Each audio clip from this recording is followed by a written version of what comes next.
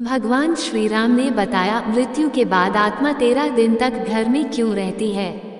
एक बार की बात है, प्रभु श्री राम और माता सीता चित्रकूट धाम में विहार कर रहे थे। शांत पवित्र वातावरण में दोनों विश्राम कर रहे थे। तभी माता सीता के मन में एक अत्यंत जिज्ञासु प्रश्न उदित हुआ। वे विनम्रता से प्रभु श्री राम से पूछ बैठी, नाथ, क्या मैं आपसे एक प्रश्न पूछ सकती हूँ? भगवान श्री राम ने मुस्कुराते हुए कहा, देवी, आपके मन में जो भी प्रश्न हो निसंकोच पूछिए। माता सीता ने कहा, प्रभु, मैं जानना चाहती हूँ कि जब किसी प्राणी की मृत्यु हो जाती है तो ऐसा क्यों कहा जाता है कि उसकी आत्मा 13 दिनों तक अपने घर और इस संसार में बनी रहती है। क्या ये सत्य है? यदि हाँ, तो ऐसा क्यों होता है? वह आत्मा इन दिनों में क्या अनुभव करती है? क्या वह अपने स्नेहीजनों को देख सकती है? भगवान श्री राम गंभीर हो गए। उन्होंने कहा, हे जानकी, आपने जो प्रश्न पूछा है वह केवल आपका नहीं है। ये प्रश्न समस्त संसार को मार्गदर्शन देने वाला है।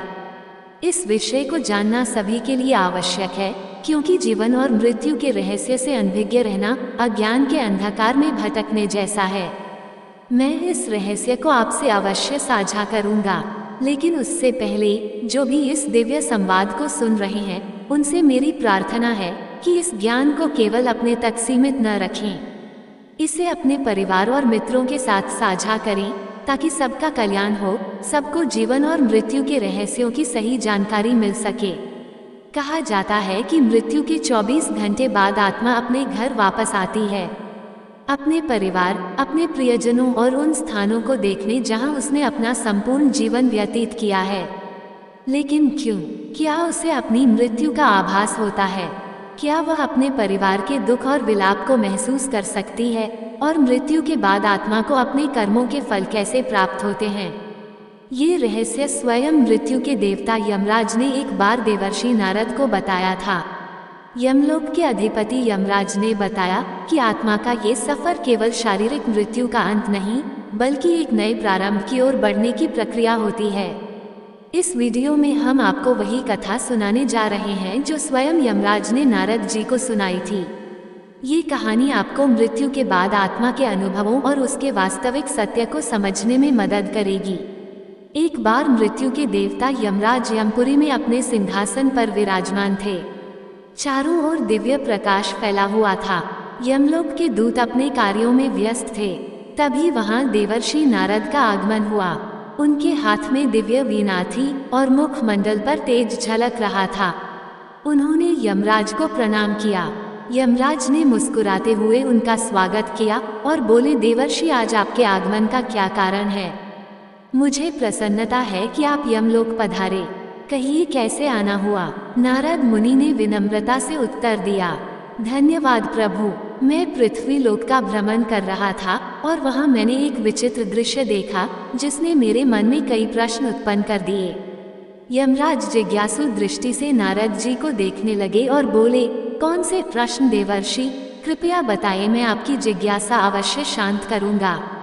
नारद जी बोले, हे धर्मराज, जब मैं पृथ्वी लोक पर था तो मैंने देखा कि एक वृद्ध पुरुष की मृत्यु हो गई। उसके परिवार जन और रिश्तेदार शोक में डूबे हुए थे। वे विलाप कर रहे थे और कुछ तो विभिन्न उपाय कर रहे थे ताकि उनकी आत्मा पुनः लौट आए। इस दृश्य को देखकर मेरे मन में गहरे प्रश्न उठे। यमराज ने नारद जी की बातों को ध्यान से सुना। नारद जी आगे बोले, मृत्यु एक अटल सत्य है, लेकिन इसके बाद क्या होता है, ये रहस्य बना हुआ है। मेरे मन में दो मुख्य प्रश्न उत्पन्न हुए हैं। पहला ये कि क्या वास्तव में मृत्यु के 24 घंटे बाद आत्मा अपने घर लौटती है? दूसरा ये कि मृत्यु के बाद आत्मा का जो 13 दिनों का सफर बताया जाता है, क्या वह सच में होता है या ये केवल सुनी सुनाई बातें हैं? नारद जी की जिज्ञासा अत्यंत महत्वपूर्ण थी। यमराज कुछ क्षण मौन रहे और फिर उन्होंने गहरी सांस लेते हुए कहा, देवर्षि, यह एक गंभीर प्रश्न है और इसका उत्तर प्रत्येक मनुष्य को अवश्य जानना चाहिए। मैं तुम्हें इस रहस्य की पूरी कथा सुनाता हूँ, जिसे समझने से हर जीव मृत्यु के वास्तविक स्वरूप को जान सकेगा। यमराज कहानी शुरू करते हैं। बहुत समय पहले की बात है। एक गांव का एक युवा जिसका नाम आलोक था, बचपन से ही धार्मिक प्रवृत्ति का था। वह प्रतिदिन तुलसी में जल चढ़ाता, सुबह शाम पूजा पाठ करता और सदा ईश्वर का स्मरण करता। उसके परिवार में उसके पिता, पत्नी और एक छोटा सा बच्चा था। माँ का देहांत कई वर्षों पहले हो चुका था और अब उसके पिता भी लंबे समय से बीमार थे। समय बीतता गया और एक दिन उसके पिता ने भी इस संसार को छोड़ दिया। ये घटना आलोक के लिए असहनीय थी। उसने अपने पिता का विधि पूर्वक अंतिम संस्कार किया, लेकिन उसके मन में अनेकों प्रश्न उमड़ने लगे। मृत्यु के बाद आत्मा का क्या होता है? क्या आत्मा वास्तव में घर लौटती है? यदि हाँ तो क्यों? इन प्रश्नों के उत्तर खोजने के लिए वह एक आध्यात्मिक यात्रा पर निकल पड़ा। कई गांवों और जंगलों से होते हुए अंततः वह एक आश्रम पहुंचा, जहां एक तेजस्वी संत ध्यान मग्न थे। आलोक ने उनके चरणों में गिरकर पूछा, गुरुदेव, मृत्यु के बाद आत्मा का क्या होता है? क्या ये सच है कि मृत्यु के 24 घंटे बाद आत्मा अपने घर लौटती है? संत मुस्कुराए और बोले, बेटा, यदि तुम इस रहस्य को सच में समझना चाहते हो तो तुम्हें इस जंगल में और आगे बढ़ना होगा। वहाँ तुम्हारे सभी प्रश्नों के उत्तर तुम्हारा इंतजार कर रहे हैं। आलोक ने श्रद्धा से सिर झुकाया और कहा, गुरुदेव, मैं ये यात्रा करने के लिए तैयार हूँ। कृपया मुझे मार्ग दिखाइए। गुरु जी ने आशीर्वाद दिया और कहा, इस यात्रा में तुम्हें कई अद्भुत अनुभव होंगे। रास्ते में जो घटित होगा वही तुम्हें मृत्यु और आत्मा के रहस्यों को समझने में सहायता करेगा। आलोक गुरु जी के आदेशानुसार जंगल की ओर बढ़ चला। जैसे जैसे वह आगे बढ़ा, जंगल घना और रहस्यमय होता गया। चारों ओर अजीब अजीब आवाजें सुनाई पड़ने लगी। कहीं उल्लू बोल रहा था तो कहीं पत्तों की सरसराहट हवा के थपड़ों से डरावनी प्रतीत हो रही थी। जंगल का ये भयंकर और डरावना रास्ता उसे डरा जरूर रहा था, लेकिन उसके मन में उठ रही जिज्ञासा कहीं अधिक बलवान थी। वो निडर होकर चलता गया और कुछ दूरी पर उसे एक विशाल पीपल का वृक्ष दिखाई दिया। लेकिन ये कोई साधारण वृक्ष नहीं था। उसकी शाखाएं सांपों की तरह लहरा रही थी और उसकी छाल पर मानो किसी का चेहरा उभर आया था। जैसे ही आलोक उसके पास पहुंचा, वह वृक्ष मानवीय स्वर में बोल उठा, हे मानव, ठहरो, कहाँ जा रहे हो? आलोक ये सुनकर स्तब्ध रह गया। एक वृक्ष बोल रहा था, परंतु वह घबराया नहीं। उसने हाथ जोड़कर पीपल के वृक्ष को प्रणाम किया और आदर पूर्वक बोला, हे महावृक्ष, मैं यहाँ मृत्यु के रहस्यों को जानने आया हूँ। मेरे मन में कई प्रश्न हैं और मैं उनके उत्तर खोजने के लिए ये यात्रा कर रहा हूँ। कृपया मेरा मार्गदर्शन करें। पीपल के वृक्ष ने गंभीर स्वर में कहा, तुम्हारी जिज्ञासा योग्य है मानव। मैं तुम्हें मृत्यु के बाद की प्रथम अवस्था के बारे में बता सकता हूँ, लेकिन उससे पहले तुम्हें मेरी एक पहेली का उत्तर देना होगा। यदि तुम सही उत्तर दे सके तो ही मैं तुम्हें आगे का ज्ञान दूंगा। आलोक ने श्रद्धा से सिर झुकाया और कहा, ज्ञानी, कृपया अपनी पहेली पूछिए, मैं उत्तर देने का प्रयास करूंगा। पीपल का वृक्ष थोड़ा मुस्कुराया और बोला, सुनो, ये पहेली तुम्हारे ही जीवन से जुड़ी है। जब जीवित होता हूँ तब काला होता हूँ, मरने के बाद मैं लाल हो जाता हूँ। मुझे जितना जलाओगे मैं उतना ही बिखरता जाऊंगा। बताओ मैं कौन हूँ? आलोक ने ध्यान पूर्वक सुना और सोच में पड़ गया। ये पहेली साधारण नहीं थी। वो कुछ देर तक विचार करता रहा। उसके मन में कई वस्तुओं के विचार आए, लेकिन फिर अचानक उसका ध्यान एक वस्तु की ओर गया जिसका प्रयोग वो प्रतिदिन अपने घर के हवन और पूजा में करता था। उसकी आंखों में चमक आ गई। उसने पीपल के वृक्ष की ओर देखा और आत्मविश्वास से उत्तर दिया, इसका उत्तर कोयला है। जब कोयला जीवित रहता है तो वह काला होता है, जलने के बाद वह लाल हो जाता है और धीरे धीरे बिखरकर राख में बदल जाता है।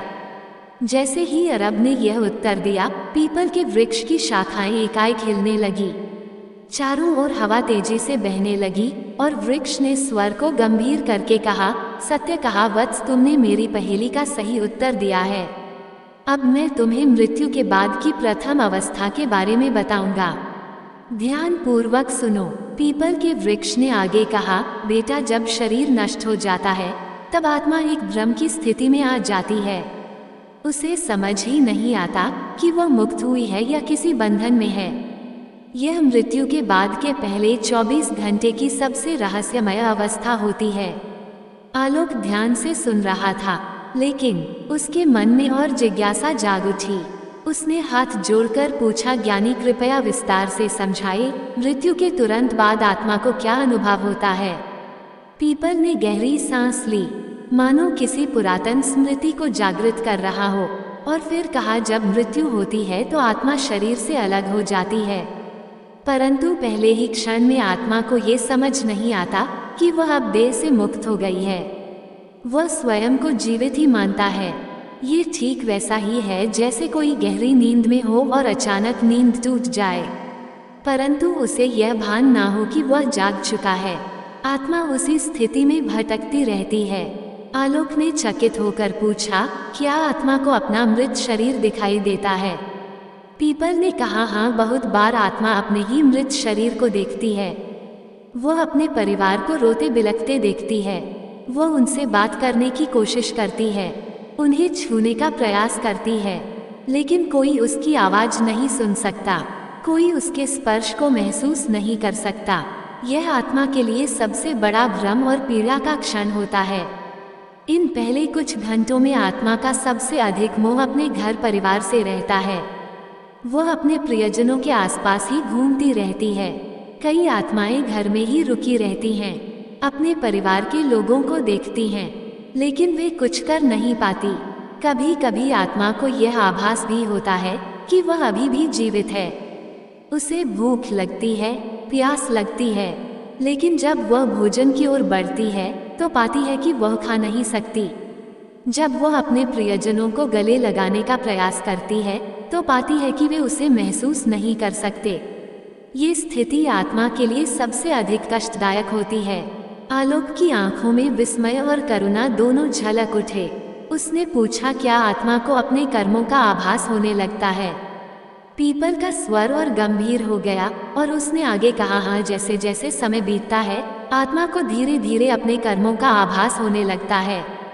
यदि उसके जीवन में अच्छे कर्म थे तो उसे भीतर से शांति अनुभव होती है, लेकिन यदि उसने बुरे कर्म किए थे, किसी का दिल दुखाया था, अधर्म किया था, तो वह पीड़ा से भर उठती है। उसे अपने ही पापों का बोझ महसूस होने लगता है। कई आत्माएं इतनी अशांत होती हैं कि वे घर के भीतर ही अटक जाती हैं और उनका शरीर जलाया जाता है, तब भी वे वहीं भटकती रहती हैं। इसलिए शास्त्रों में कहा गया है कि मृत्यु के तुरंत बाद गीता का पाठ करना चाहिए, आत्मा के लिए प्रार्थना करनी चाहिए ताकि वह अपने मोह को त्याग कर आगे की यात्रा पर बढ़ सके। 24 घंटे के भीतर आत्मा को धीरे धीरे ये समझ आने लगता है कि वह अब इस संसार में नहीं रही, लेकिन तब तक उसका मोल इतना अधिक बढ़ जाता है कि वह अपने घर वापस लौटती है। यही कारण है कि हिंदू धर्म में मृत्यु के अगले दिन घर में विशेष पूजा की जाती है। आत्मा के लिए पिंडदान किया जाता है ताकि वह शांति से अपनी आगे की यात्रा पर जा सके। पीपल ने अपनी बात समाप्त की और कुछ क्षणों के लिए मौन हो गया। आलोक पूरी तरह स्तब्ध था। उसे अब समझ आ रहा था कि मृत्यु केवल एक अंत नहीं, बल्कि एक नई यात्रा की शुरुआत होती है। उसने आदर पूर्वक पीपल को प्रणाम किया और कहा, ज्ञानी, आपने जो ज्ञान दिया वह मेरे लिए अमूल्य है। अब मैं जानना चाहता हूँ कि मृत्यु के बाद आत्मा की आगे की यात्रा कैसी होती है। कृपया मुझे आगे का मार्गदर्शन दें। पीपल ने मुस्कुराकर कहा, वत्स, यदि तुम सच में मृत्यु का रहस्य समझना चाहते हो तो तुम्हें और आगे जाना होगा। वहाँ तुम्हें और भी गहरी सत्य का ज्ञान होगा। आलोक ने सिर झुकाया और आलोक अपनी यात्रा में आगे बढ़ता गया। जंगल गहरा होता जा रहा था। पक्षियों की आवाजें धीरे धीरे कम होती जा रही थी और चारों ओर एक रहस्यमय शांति छा गई थी। तभी उसे एक विशाल काले रंग का कौवा दिखाई दिया। वो कौवा आम पक्षियों से कहीं बड़ा और अद्भुत था। उसकी आंखें जलती हुई अंगारों जैसी प्रतीत हो रही थी और उसके पंखों से एक दिव्य आभा निकल रही थी। आलोक कौवे के पास गया और हाथ जोड़कर प्रणाम किया। कौवा अपनी भारी और गंभीर आवाज में बोला, वत्स, तुम कौन हो और इस गहरे जंगल में क्या कर रहे हो? आलोक ने सिर झुकाकर उत्तर दिया, हे दिव्य पक्षी, मैं मृत्यु के रहस्यों को जानने के लिए इस यात्रा पर निकला हूँ। मैंने अब तक ये जाना कि मृत्यु के तुरंत बाद आत्मा भ्रमित रहती है, लेकिन मैं ये समझना चाहता हूँ कि 24 घंटे बाद आत्मा अपने घर क्यों लौटती है। सुगम ने गहरी सांस ली और कहा, मैं तुम्हें यह उत्तर दूंगा, लेकिन पहले तुम्हें मेरी एक पहेली का उत्तर देना होगा। यदि तुम इसका सही उत्तर दे सके तभी मैं तुम्हें मृत्यु के इस रहस्य का ज्ञान दूंगा। आलोक ने उत्सुकता से सिर हिलाया। पूछिए प्रभु, सुगम ने गंभीर स्वर में पूछा। ही मनुष्य संसार में हर कोई कुछ ना कुछ संजोता है, हर कोई किसी चीज से बंधा होता है। मुझे बताओ, मनुष्य के जीवन का सबसे बड़ा बंधन कौन सा है? आलोक कुछ क्षण के लिए सोच में पड़ गया। उसके मन में कई विचार आने लगे, धन, परिवार, इच्छाएं, शरीर, लेकिन कौन सा सबसे बड़ा बंधन है? कुछ देर चिंतन करने के बाद उसने उत्तर दिया, मोह मनुष्य का सबसे बड़ा बंधन मोह है। वह अपने परिवार, धन, शरीर और भावनाओं के मोह में बंधा रहता है और यही बंधन उसे जन्म जन्मांतर तक भटकाता है। सुगम मुस्कुराया और सिर हिलाया।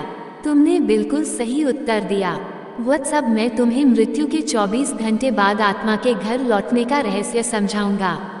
सुगम ने आसमान की ओर देखा और गहरी आवाज में कहा, मृत्यु के बाद जब आत्मा शरीर छोड़ती है तो वह कुछ क्षणों तक मुक्त महसूस करती है, लेकिन जैसे जैसे समय बीतता है उसके भीतर एक हलचल शुरू हो जाती है।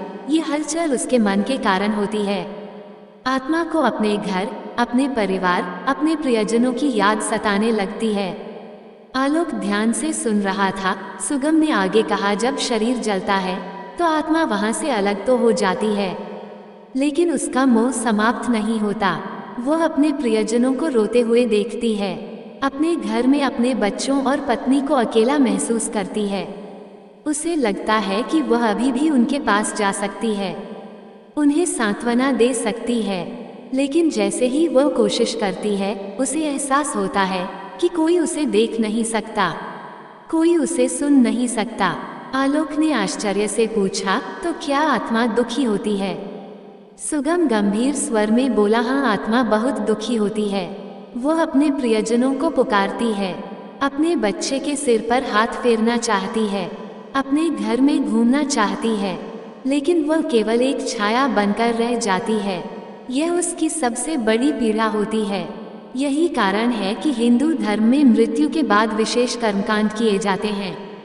जब परिवार जन गीता का पाठ करते हैं, दीप जलाते हैं और आत्मा की शांति के लिए पिंड दान करते हैं, तब आत्मा को धीरे धीरे इस संसार से मुक्त होने में सहायता मिलती है। आलोक की आंखें नम हो गई थी। उसने धीमे स्वर में पूछा, तो क्या आत्मा हमेशा के लिए अपने घर ही रहती है? सुगम ने उत्तर दिया, नहीं, लेकिन जो आत्माएं अपने जीवन में बहुत अधिक मोह में बंधी रहती हैं, वे अधिक समय तक भटकती रहती हैं। वे अपने परिवार, अपनी इच्छाओं, अपने अधूरे कार्यों को लेकर परेशान रहती हैं। उन्हें ये स्वीकार करने में समय लगता है कि अब वे इस संसार का हिस्सा नहीं रही। यही कारण है कि मृत्यु के बाद परिवार को आत्मा की शांति के लिए कर्मकांड करने चाहिए, ताकि आत्मा इस मोह से मुक्त हो सके और अपनी आगे की यात्रा कर सके। सुगम ने आलोक को देखा और कहा, अब तुम जान चुके हो कि आत्मा मृत्यु के 24 घंटे बाद अपने घर क्यों लौटती है। यह मोह ही आत्मा को खींचकर वापस ले आता है, लेकिन अब तुम्हें आगे की यात्रा करनी होगी, क्योंकि अभी भी बहुत से रहस्य बाकी हैं। आलोक ने सुगम के चरणों में सिर झुकाया और कहा, हे दिव्य पक्षी, आपने मुझे अनमोल ज्ञान दिया। अब मैं जानना चाहता हूँ कि जब आत्मा मोह से मुक्त हो जाती है तब उसकी आगे की यात्रा कैसी होती है। सुगम ने गंभीर स्वर में कहा, वत्स, यदि तुम सच में जानना चाहते हो तो तुम्हें अपनी यात्रा जारी रखनी होगी। आगे तुम्हें और भी गूढ़ रहस्य ज्ञात होंगे। जाओ और आगे बढ़ो। आलोक ने सिर झुकाया और अब अपनी यात्रा के तीसरे पड़ाव पर पहुंच चुका था। जंगल का घनत्व थोड़ा कम होने लगा था और वातावरण में एक अलौकिक शांति थी।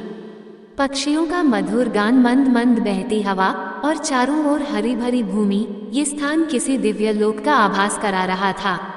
तभी उसकी दृष्टि सामने खड़ी एक अद्भुत गौ माता पर पड़ी। यह कोई साधारण गाय नहीं थी। इसके शरीर से एक दिव्य प्रकाश निकल रहा था और इसकी आंखों में गहरी करुणा तथा ज्ञान की झलक थी। आलोक ने श्रद्धा से झुककर गौ माता को प्रणाम किया। गौ माता ने स्नेह से उसे देखा और कहा, वत्स, मैं जानती हूँ कि तुम मृत्यु के रहस्यों को जानने के लिए इस यात्रा पर निकले हो। मैं तुम्हें आगे का ज्ञान दूंगी, लेकिन पहले तुम्हें मेरी एक पहेली का उत्तर देना होगा। आलोक ने श्रद्धा से सिर झुकाया और कहा, हे माँ, कृपया मुझसे पूछिए। गौ माता ने मधुर किंतु गंभीर स्वर में पूछा, मनुष्य अपने जीवन में कई चीजों को संजोता है, धन, परिवार, प्रतिष्ठा, ज्ञान, लेकिन बताओ उसके लिए सबसे महत्वपूर्ण संपत्ति कौन सी है, जो मृत्यु के बाद भी उसके साथ जाती है। आलोक गहरे चिंतन में पड़ गया। वह सोचने लगा, धन तो यही छूट जाता है, परिवार भी पीछे रह जाता है, प्रतिष्ठा भी मिट जाती है, तो फिर कौन सी चीज मनुष्य के साथ जाती है। कुछ क्षण विचार करने के बाद उसने उत्तर दिया, कर्म, मनुष्य के कर्म ही उसकी सबसे बड़ी संपत्ति होती हैं। धन, परिवार और प्रतिष्ठा सब यही छूट जाते हैं, लेकिन अच्छे या बुरे कर्म उसकी आत्मा के साथ जाते हैं और उसकी आगे की यात्रा तय करते हैं। गौ माता मुस्कुराए और सिर हिलाया। तुमने सही उत्तर दिया वत्स, मैं तुम्हें मृत्यु के तीसरे चरण का रहस्य बताऊंगी। गौ माता ने अपनी आंखें बंद की और उनके चारों ओर एक दिव्य आभा फैल गई। उन्होंने गहरे स्वर में कहना शुरू किया, जब आत्मा मृत्यु के बाद अपने मोह से मुक्त हो जाती है, तब उसका सामना अपने कर्मों से होता है। आत्मा को अपने संपूर्ण जीवन का प्रतिबिंब दिखाई देता है।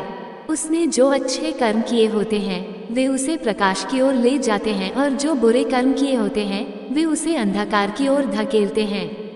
आलोक ध्यान पूर्वक सुन रहा था। गौ माता ने आगे कहा, यदि आत्मा ने जीवन भर अच्छे कर्म किए हैं, दान, गौ सेवा, भजन, सत्संग, दूसरों की सेवा, तो वह शीघ्र ही स्वर्ग की ओर बढ़ती है।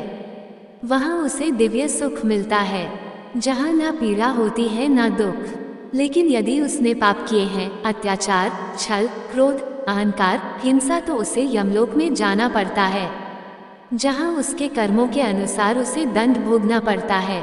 आलोक ने प्रश्न किया, हे माता, क्या मनुष्य अपने कर्मों को बदल सकता है? क्या मृत्यु के बाद उसका भाग्य तय हो जाता है? गौ माता ने गंभीर स्वर में उत्तर दिया, नहीं वत्स, मनुष्य जब तक जीवित है तब तक अपने कर्मों को सुधार सकता है। वह पुण्य कमा सकता है, धर्म के मार्ग पर चल सकता है और अपनी आत्मा को शुद्ध कर सकता है, लेकिन मृत्यु के बाद उसे वही भोगना पड़ता है जो उसने संचित किया है। इसलिए हिंदू धर्म में गौ सेवा, दान, भजन, कीर्तन और सत्संग का बहुत महत्व है। जब मनुष्य गौ माता की सेवा करता है तो वह अपने पापों का नाश करता है।